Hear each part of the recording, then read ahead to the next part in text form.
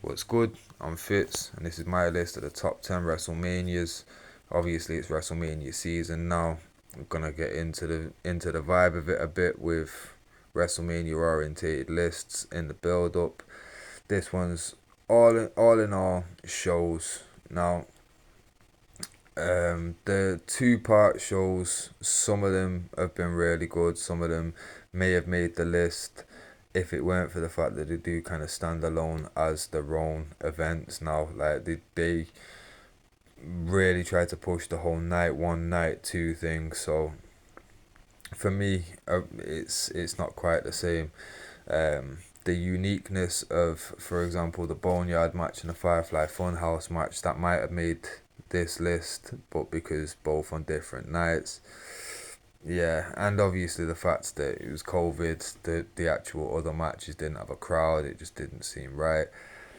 But obviously, nostalgia is obviously gonna play a big part in this as well.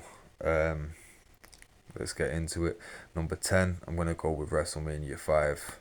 Now this was really a bit of a one match show, but obviously this time era, like even just going back and rewatching, even though a lot of the matches might not be the most competitive like what we're used to today, just seeing some of the names and seeing some of the classic gimmicks and personalities and stuff, for me it's just got a little something more to it. Obviously, the Mega Powers exploding, massive main event, massive feud, storyline, whatever you want to call it. Yeah, in the entire history of WWE, to be fair. So number 9, I'm gonna go with WrestleMania 7. So this was one of the first WrestleManias or first wrestling videos or VHS cassettes that I was given as a kid. Now it was basically I passed me down when I got it. Obviously, I think this was 91. I must have had a video of it in about 95, 6. So, in all realistic possibilities, it was more a case of who I got it off had just got the most recent WrestleMania and they've been watching that one for 4 years and was bored of it, so I got it. But again, a massive, a massive impact on me as a kid. The Warrior and Savage retirement match, that like, I remember being sucked into that. Sherry was such a hateable manager, and I thought that was crazy because at the time I didn't really like. Obviously, you only saw Elizabeth in it, so before like Sherry, I'd never really seen a woman as a bad guy. But yeah, I thought that match was insane. And obviously the main event of Hogan Slaughter, not the best, but I do remember that I think that might have been the first time I saw blood in a wrestling match. And yeah, I was hook, line, and sinker bought into it. I can't lie to you. Number 8. Now this was actually the first VHS cassette that I ever got of wrestling. Again, this was one of the pass me downs. But if I remember correctly, I got this one, and because I'd been watching it non stop for like 3 months, I got the number 7 off the same person in it. So, yeah, WrestleMania 6, Hogan versus Warrior. What it, like, as a kid, that was mind blowing to watch. Obviously, you watch it now, not not the best match, but one of the best Warrior matches you'll be able to find for psychology and just the ring work. Like obviously, it was something that we weren't really used to.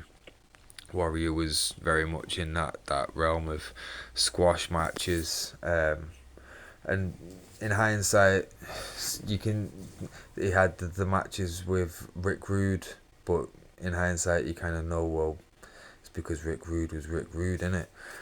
Obviously, Hogan doesn't really get his flowers for being a top worker, but this match for me was really good. Um, some other memorable moments in there. Like I swear, we've got Heart Foundation, Demolition, The Rockers, Coco Beware, Rick the Model, Jake the Snake. I think this might actually be the one with Jake the Snake and Rick the Model Martel in the blindfold match, which again, as a kid, that had me bought in. Obviously, Jake was meant to be blind, and when he got his eyesight back, he wanted to have a blindfold match to let Rick the Model know how it felt. And the craziest part is, I think in total it was like two punches, a clothesline, and then the finish was a DDT in the whole match. But it was entertaining. I loved that as a kid. WrestleMania 10 is going to be number 7. Now, the main event for me, Brett Yoko, it did nothing, but that opening match of Brett and Owen, that's the reason why this is on the list. And then obviously you throw in the Shawn Michaels Razor Ramon ladder match. Those two. To be fair, I think looking at it now, there's an argument that this could be higher in the list, but yeah, I'm gonna go with number 7 for WrestleMania 10. Number 6, I'm gonna go with WrestleMania 24. Now, this one, Taker, Edge, Floyd Mayweather versus Big Show. Like it was a surprisingly good show.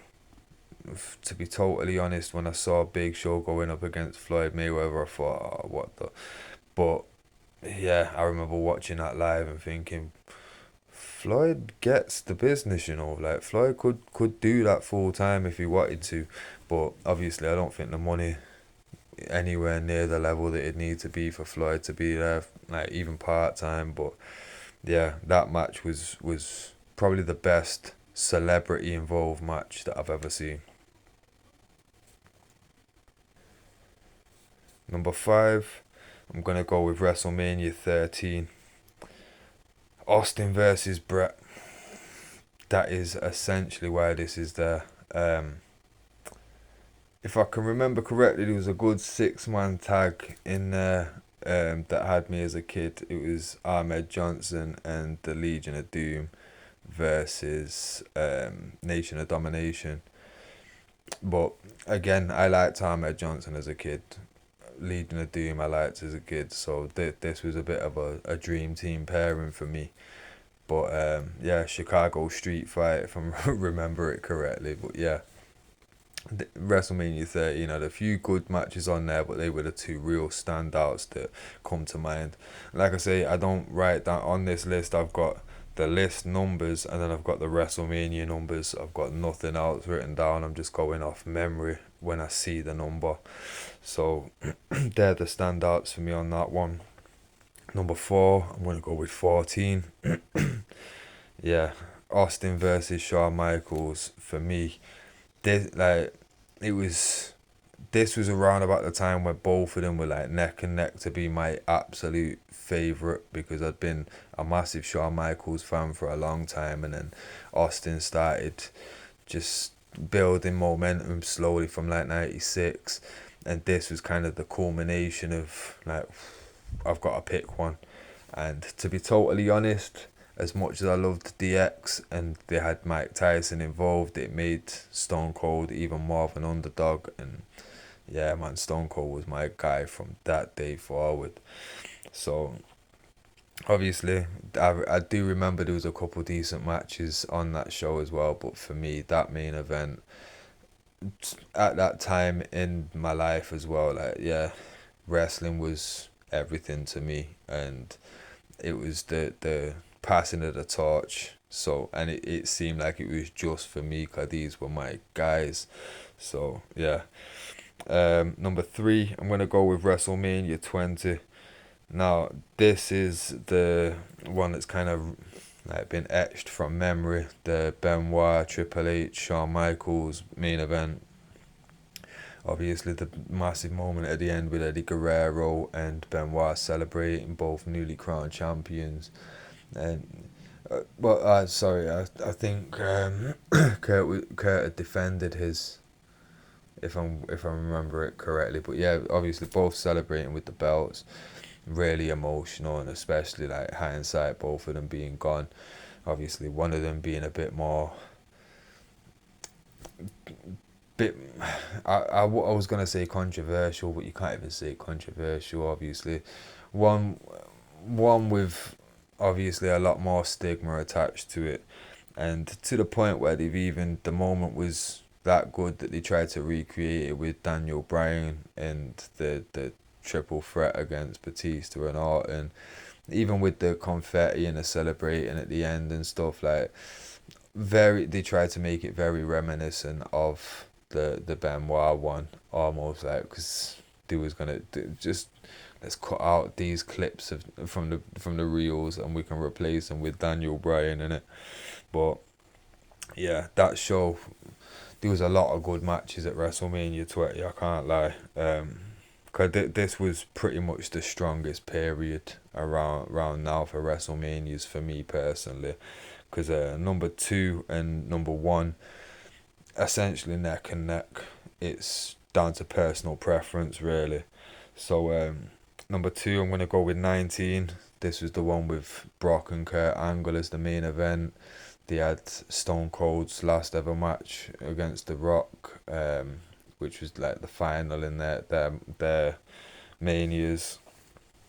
To be fair, looking at it now, I do feel like 15's probably been hard done by, but it just for me WrestleMania 15 just didn't feel as important as some of the others on this list. Just it's probably due to the fact that it wasn't really a Royal Rumble winner that was in the main event. It was that I think that was the year that Mr. McMahon won the Royal Rumble and all the bullshit. So yeah, that kind of threw me out at the time. I wasn't really feeling the way that things were going.